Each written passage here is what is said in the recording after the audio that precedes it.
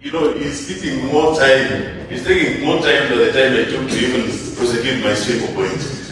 And for the speaker to say that is a very straightforward matter, I find it now the system is not, the process is not going to be fair. I believe that we are putting the cart before the horse. I kindly ask the speaker, please listen to me. We want this process to succeed. Don't make it look like the president has forced you to land this plane. Please, the sectoral committees, we have the Justice and Legal Affairs Committee.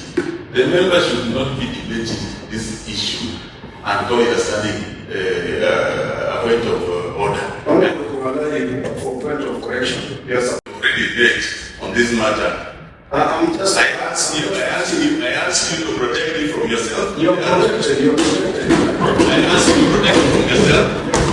I can't ask you to protect me from yourself and the other leadership members.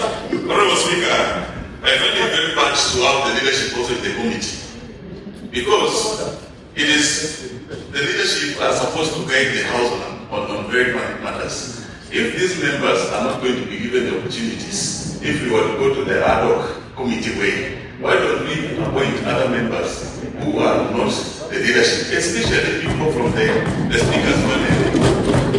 Like the whole speaker's panel is on the committee. I don't know how it looks to the House, but if it looks bad, Honorable Speaker, it is bad. I kindly ask you to look at those points with a very objective and fair mind, without looking like it has to land and it has to happen. Because if you look at it that way, then we are going to dirty this process.